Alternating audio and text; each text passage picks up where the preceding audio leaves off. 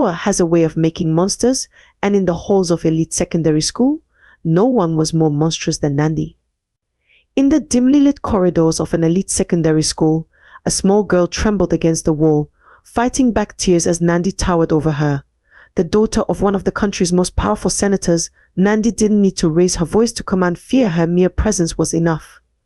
Her expensive designer uniform and perfectly manicured nails marked her as someone untouchable, someone whose influence extended far beyond the school's walls. Teachers hurried past, averting their eyes, pretending not to notice the scene unfolding. Even the principal, who had witnessed countless incidents of Nandi's cruelty, chose to remain silent. After all, her father's donations had built the school's new science wing. Who would dare challenge the daughter of such power? The real extent of Nandi's tyranny became clear one quiet afternoon in class. Her target that day was Adamma, a soft-spoken girl who had made the mistake of catching Nandi's eye. As students waited for their teacher, Nandi's sharp voice cut through the nervous whispers of the classroom. "Your hair looks terrible," Nandi sneered, twirling a pair of silver scissors between her fingers. "It's so filthy and messy. With that shortcut, you look like a boy. Maybe I should just shave it all off." Adamma tried to laugh it off, her voice trembling as she hoped Nandi would lose interest. But Nandi's smile only grew wider, her eyes glinting with malice. Without warning, she grabbed a fistful of Adamma's hair, yanking her head back. The other students froze, their laughter dying in their throats as they watched in horror. "Nandi, please," Adamma whispered, tears welling in her eyes. "Let me go." But Nandi just laughed, bringing the scissors so close to Adamma's scalp. Snip! A small lock of hair fell to the floor. Snip! Another piece joined it.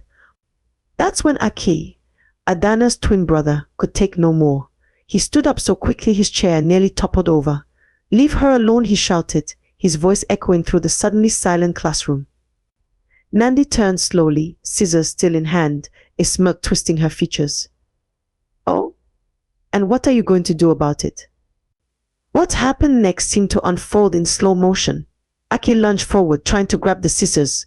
Nandi pulled back, laughing as she dodged him, wielding the scissors like a weapon. In the struggle, the sharp edge grazed Aki's hand, drawing blood, but he didn't care. He managed to wrench the scissors from her grip, throwing them to the floor. At that moment, Mrs. Obiajulu walked in. She took in the scene: Aki standing with his bleeding hand, Nandi breathing hard, and Adamma slumped in the corner, trying to hide her mutilated hair under her hoodie. But instead of addressing the obvious abuse, she simply walked to her desk, opened her book, and began the lesson as if nothing had happened. The message was clear. Even in the face of blatant cruelty, Nandi's power remained absolute. The next morning dawned with an uneasy tension hanging over the school corridors. Aki walked carefully, his shoulders tense, knowing that Nandi wouldn't let yesterday's defiance go unpunished. He was right. As he passed her in the hallway, Nandi subtly stretched out her leg. Caught off guard, Aki stumbled and fell hard, his knees scraping against the rough floor. His book scattered everywhere, and pain shot through his lip as he bit down, blood trickling down his chin and staining his crisp white uniform shirt. Students nearby, who hadn't seen Nandi's calculated move, burst into laughter at the sight of Aki sprawled on the ground. He stood slowly, dusting himself off, and looked directly at Nandi, his eyes burning with both pain and anger. But before he could speak, Nandi stepped forward and slapped him sharply across the face. More students gasped, while others snickered, mocking Aki for being hit by a girl. Something snapped inside Aki at that moment. Without thinking, his hand shot out and he slapped Nandi back. The force sent her stumbling backward until she hit the opposite wall of the corridor. A shocked silence fell over the watching crowd. Nandi touched her reddening cheek, her face a mixture of disbelief and fury. No one had ever dared to strike back before. Realizing what he'd done, Aki felt his heart race with both regret and confusion. This wasn't him. He wasn't violent, especially not toward women. But Nandi had pushed him past his breaking point. He fled to the bathroom, splashing cold water on his face as his hands shook. Guilt crept into his heart. He had defended himself, but the way he had done it troubled him deeply. The summons to the principal's office came over the loudspeaker, inevitable as thunder after lightning. When Aki entered, his worst fears were realized. Nandi's father, the senator, stood there, his face flushed with rage. Nandi sat in a corner chair, still holding her cheek, looking both humiliated and triumphant. The principal appeared tense, his eyes darting nervously between Aki and the senator. I expect you to handle this matter immediately. The senator's voice cut through the air like a knife. Discipline this boy like the rat he is. My daughter deserves respect, not violence. The principal cleared his throat, carefully avoiding Aki's gaze. I need you to kneel before Nandi and apologize right now. Your actions were unacceptable. Aki's heart pounded. Kneel? Apologize to Nandi? After everything she had done to him, to his sister, to countless other students? A surge of defiance rose within him. No, sir, he said quietly but firmly. I won't kneel before her. The senator's face turned an even deeper shade of red as he stepped forward, his voice cold and threatening. If you don't kneel and apologize this instant, you will regret it, boy. Do you understand? You will regret it. Just then, Aki's mother was ushered into the office. Taking in the scene, she immediately understood the gravity of the situation. She approached her son, placing a gentle hand on his shoulder. Please, she whispered, just ask for forgiveness. Let's end this. Aki looked into his mother's eyes, seeing the weight of her worry and desperation. She was scared for him, he could see that. But something deep inside wouldn't allow him to bow down to Nandi. Not this time. Not for this. Mom, he whispered, his voice breaking. I can't. I'm sorry, but I can't. The principal's verdict came swiftly, immediate expulsion. The words hit Aki like a physical blow, but beneath the shock, he felt a strange sense of peace. He had done what was right, even if it cost him everything. Later, walking home with his mother, the full weight of his decision began to sink in. She walked quietly at first, but finally spoke, her voice heavy with pain and frustration. What are you going to do now? Do you realize what you've thrown away? All the dreams I had for you and Adamma, for a future better than mine. Aki's heart ached at the sight of her tear-streaked face. He knew how hard she worked, taking on 2 jobs, cooking during the day and cleaning offices at night, just so he and Adamma could attend the best school. Her hands were rough, her back often ached, but she smiled every morning as she sent them off to school. Mama, he began softly, I know you're worried, but I didn't throw anything away. I did what I had to do. All my life I've seen you work so hard day and night to provide for us. I couldn't come home every day knowing I bowed down to someone who was wrong just because they had power.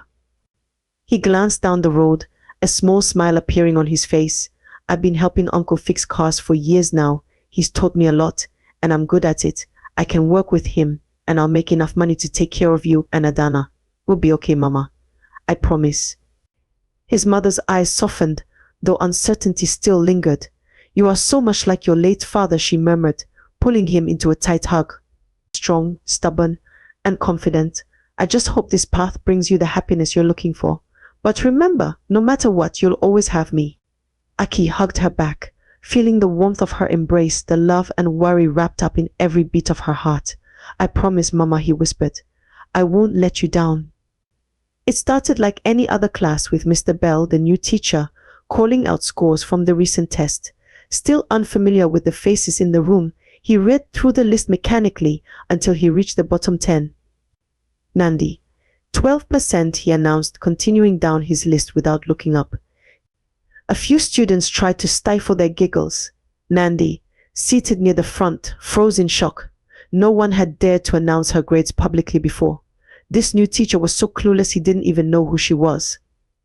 Her eyes narrowed dangerously as she noticed the slight smiles and muffled laughs around her. Rising from her seat, she shot a cold glare across the room. You and you come here. Kneel at the front, hands on your heads, she commanded, pointing at the students who had dared to snicker. The room fell silent as the students exchanged nervous glances, hesitating. Mr. Bell, finally noticing the commotion, looked up in surprise. Young lady, what do you think you're doing? He asked, his tone calm but firm. Nandi crossed her arms, defiance written all over her face. They laughed at me. They deserve to kneel. And you, she added coldly, you should join them. A chuckle escaped Mr. Bell as he glanced around the room, thinking it was some sort of joke. Very funny. Now take your seat, he said, waving her back. But Nandi didn't move. She remained standing, her jaw clenched, staring him down. Just then, She snapped her fingers, calling her new errand girl forward. Whispering something in her ear, the girl darted out of the classroom. Moments later, the principal walked in, his face showing a mixture of caution and frustration. "What's going on here?" the principal asked, his eyes darting between Mr. Bell and Nandi. "Sir, I was simply trying to restore order," Mr. Bell started. "He disrespected me," Sir Nandi interrupted, her voice dripping with disdain. "He humiliated me in front of the class." To Mr. Bell's shock, the principal didn't reprimand Nandi. Instead, he glanced at her with the respect reserved for authority and gave Mr. Bell a warning look, silently advising him to comply. The errand girl quickly returned with a large bucket of thick green paint. Nandi lifted it, her eyes meeting Mr. Bell's with a daring, taunting look. "Now, Bell," she sneered, "why don't you kneel like I told you?" Bell looked from her to the principal, hoping for support, but the principal merely looked away. Realizing he had no backing, Mr. Bell's heart sank. Humiliated and out of options, he reluctantly knelt on the cold classroom floor. The room was so quiet you could hear a pin drop as Nandi lifted the bucket. In one swift motion, she tilted it forward, letting the thick green paint fall over Mr. Bell's head. His face contorted in shock, his mouth open as paint dripped down his face, into his mouth and soaked his clothes, pooling on the floor. One brave student, hiding a phone behind a book, recorded the entire scene. The video found its way onto social media, spreading like wildfire. By the next morning, it was everywhere, accompanied by the headline, "Senator's Daughter Humiliates Teacher While Principal Watches." The response from the public was swift and brutal. Comments flooded in. "How does a senator's daughter get away with bullying a teacher? This is what unchecked privilege looks like. Is this who we want leading us? I heard she got kids expelled too. This girl is a menace." The senator, seeing the scandal threaten his reputation, scrambled to do damage control. He summoned Mr. Bell to his office. "I know my daughter can be difficult," he began, feigning sincerity, "but this is all a misunderstanding. Don't you think?" "Your daughter needs consequences, not cover-ups," Mr. Bell replied firmly.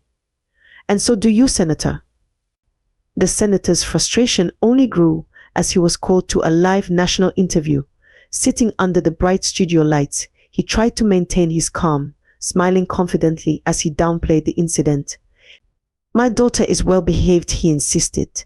"This was a minor misunderstanding, and I have reason to believe that the teacher overreacted. Nandi was only defending herself." The reporter leaned forward, eyes piercing, refusing to let him evade the truth. "Senator, the footage shows your daughter pouring paint on her teacher in front of a classroom of witnesses. How do you explain that?" Caught off guard, the senator stumbled over his words. The carefully rehearsed excuses fell apart, and he fumbled through a weak explanation that left viewers unconvinced. They saw through the lies, and by the time the interview ended, the damage was irreversible.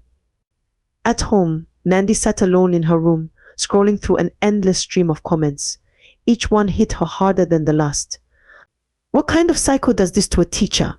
Spoiled, entitled brat. She deserves to be expelled. A bully raised by a bully. Disgraceful." Meanwhile, the senator faced meeting after meeting, each one more exhausting than the last, as he struggled to keep his career afloat. The backlash was relentless, and he could feel his grip on his position slipping. His influence, once seemingly unlimited, was crumbling before his eyes, all because of a daughter he could no longer protect. Mr. Bell sat in the television studio, the bright lights illuminating his tired face as he prepared to share his story. The interviewer looked at him with gentle curiosity, sensing the weight he carried. When asked how he felt about what had happened, Mr. Bell took a shaky breath, his voice thick with emotion. "I have children of my own," he began, his voice cracking. "To be humiliated like that by a child for the world to see," he trailed off, a tear slipping down his cheek. Looking directly at the camera, his pain raw and visible, he whispered, "I can't explain how much it hurt." The interviewer leaned in, sympathy in her eyes. "And you haven't been back to that school since then?" Mr. Bell shook his head, the memory of the senator's threat still fresh in his mind. "No, I haven't. And there's a reason for that." He pulled a small USB drive from his pocket. "There's something the public needs to see." The studio fell silent as the screen switched to the video stored on the USB. The recording showed the senator in Mr. Bell's office, his voice smooth but cold. "Take the money. My daughter would never do anything unprovoked. If you don't accept this, I have the power to make sure you never work a day in your life." The senator, watching from his office, felt a chill run down his spine as he realized the full extent of what Mr. Bell had exposed. He could feel his career slipping away, his influence crumbling. But Mr. Bell wasn't finished. "I learned about a boy, Aki," he told the interviewer, his voice trembling. "Before I even came to this school, I heard rumors. A boy expelled for defending himself against Nandi. He slapped her back after she humiliated him and his sister, and instead of justice he was punished. His life disrupted, his future nearly destroyed." The words struck a chord with the audience. The public response was immediate and unforgiving. They demanded accountability, not just from Nandi, but from everyone who had enabled her behavior. The school principal, who had turned a blind eye to Nandi's cruelty for years, was forced to resign, unable to bear the weight of his own complicity. As the news spread, people from all over reached out to Aki. The state offered him compensation for the year he lost, and well-known car companies, inspired by his confidence and talent for fixing cars, began offering him scholarships. His life took a turn he hadn't expected, one that was finally full of hope and possibility. More victims came forward, encouraged by Aki's story. Every student who had been bullied by Nandi, every teacher she had assaulted, even her old friends who had suffered under her cruelty shared their stories. Each one painted a damning picture of the life Nandi had led. In court, the jury listened carefully, their faces hard and unreadable. It was clear they wanted to set an example with Nandi's case, a message that no one, not even the daughter of a powerful senator, could escape justice. When the verdict was read, a hush fell over the courtroom. Nandi was sentenced to 2 years in juvenile detention, followed by 2 years of community service. As officers approached to take her into custody, Nandi's cold bravado finally broke. Tears streamed down her face as she turned, calling out, "Father, please, don't let them take me." But her father, standing in the back of the courtroom, didn't move. His face was tired, his gaze empty. He had lost his career, his influence, and his dignity, all because of the cruelty he had allowed in his own home. He looked at her, his lips pressed in a hard line, but said nothing. "Father, please," Nandi's cries echoed through the silent courtroom. But her father had turned away, and the officers let her out. The ride to the detention center was filled with a silence that felt like lead. Nandi stared out the window, her heart racing, her mind unable to grasp the reality of what was happening.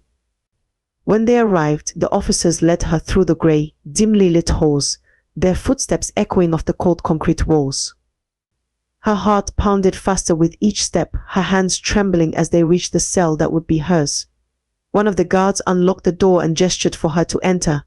As soon as she stepped inside, the iron door clanged shut behind her, leaving her trapped in a small, narrow cell. A few minutes passed before the cell door opened again, and 2 older girls stepped in. They looked at her with mocking smiles, their expressions a mix of amusement and cold satisfaction. "Well, look who's here," one of them sneered, crossing her arms. "The spoiled little princess." "I saw you on TV," the other girl leaned closer, her face inches from Nandi's. "Pouring paint on your teacher, thinking you're better than everyone else. How's that working out for you now?" Nandi's heart hammered in her chest. She backed up against the wall, her hands shaking. "Please," she whispered, but the word caught in her throat. The girls stepped closer, their eyes cold and unfeeling. "Nobody cares who you are in here, princess."